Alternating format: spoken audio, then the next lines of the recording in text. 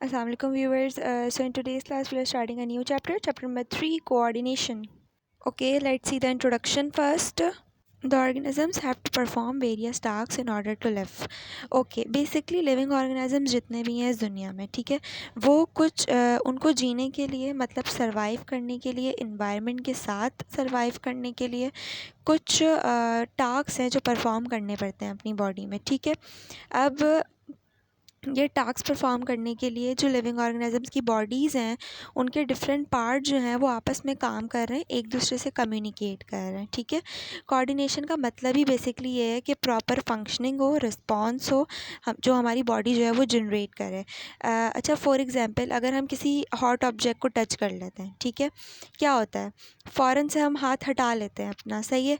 ये क्यों होता है? क्योंकि हमारी जो बॉडी है ना वो हीट को डिटेक्ट करती है, सिचुएशन को एनालाइज करती है, ठीक है, और ब्रेन को सिग्नल भेजती है कि फ़ौरन से हाथ जो है वो वहाँ से हटाया जाए, तो फिर जो है हमारा हाथ वहाँ से फ़ौरन हट जाता है। अच्छा, ये जो इमीडिएट रिस्पॉन्स है, सही है, ये क्यों हो रहा है? हमारी सेफ्टी के लिए ही हो रहा है ना, हमारी सेफ्टी के लिए ये इम्पॉर्टेंट है, इमीडिएट रिस्पॉन्स इम्पॉर्टेंट है, ठीक है। तो इन्वायरमेंट जो है ना वो कभी भी चेंज हो सकता है, ठीक है, और लिविंग ऑर्गेनिजम्स को सर्वाइव करने के लिए ऑर्गेनिजम्स को ये ज़रूरी है कि वो जो है वो इन चेंजेस को अपने हिसाब से एडजस्ट करें, सही है।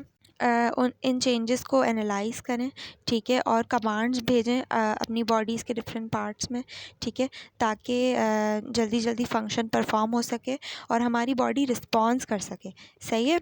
So coordination is defined as the process. अच्छा, कोऑर्डिनेशन एक ऐसा प्रोसेस है जिसमें बहुत सारे यूनिट्स किसी एक सिस्टम के मिलकर आपस में एक मीनिंगफुल फंक्शन परफॉर्म करें, सही है, ताकि जल्दी से रिस्पॉन्स जनरेट हो, तो उसे हम कोऑर्डिनेशन कहते हैं, ठीक है। Okay, let's look up to this stimulus. अच्छा, बेसिकली स्टिमुलस ना एक टर्म है, ठीक है, जिसको हम तब यूज़ करते हैं जब इंटरनल या एक्सटर्नल इन्वायरमेंट में कोई भी चेंज आएगा, ठीक है, उसको हम स्टिमुलस कहेंगे।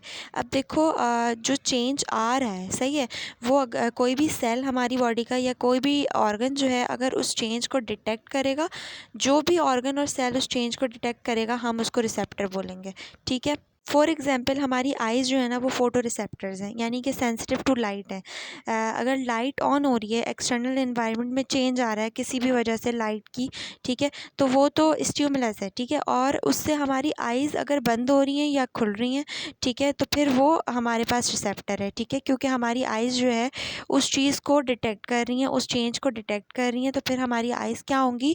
फ़ोटो रिसेप्टर्स, ठीक है। एयर्स जो हैं वो साउंड रिसेप्टर्स हैं। अगर एक्सटर्नल एनवायरनमेंट में साउंड की कोई भी चेंजेस आ रही है तो वो तो स्टिमुलस है, ठीक है, और अगर हमारे एयर जो है वो उसको डिटेक्ट कर रहा है तो एयर फिर साउंड रिसेप्टर है, ठीक है। अगर एक्सटर्नल एनवायरनमेंट में कोई गैस लीक हो रही है, ठीक है, तो वो तो स्टिमुलस है, एक्सटर्नल एनवायरनमेंट में चेंज आया है, और इंटरनल एनवायरनमेंट में यानी नोज़ जो है उस चीज़ को डिटेक्ट कर रही है, तो नोज़ को हम क्या बोलेंगे? कीमोरिसेप्टर्स बोलेंगे फॉर गैसेस। और टंग भी जो है वो कीमोरिसेप्टर है, क्योंकि टंग जो है वो टेस्ट करती है सॉलिड और लिक्विड्स को, ठीक है, तो टंग जो है वो डिटेक्ट कर लेती है चेंज को कि यार ये सॉलिड है या लिक्विड है ये। हाउएवर हमारी इंटरनल एनवायरनमेंट में कोई भी चेंज आएगा उसको स्पेशल सेल या ऑर्गन डिटेक्ट करेंगे, उसको हम रिसेप्टर्स बोलेंगे, ठीक है। Okay, response it is the activity perform by some living organisms, ठीक है, ये वो एक्टिविटी है जो लिविंग ऑर्गेनिज्म परफॉर्म करते हैं आफ्टर एनालाइजिंग स्टिमुलस और स्टिमुलाई। बेसिकली जब भी कोई एक्सटर्नल एनवायरनमेंट में चेंज आता है उसको हम स्टिमुलस कहते हैं। उस चीज़ को जब लिविंग ऑर्गेनिज्म एनालाइज करते हैं तो वो एक रिस्पॉन्स जनरेट करते हैं, ठीक है। It is exhibited by organs like muscles gland which are termed as affectors.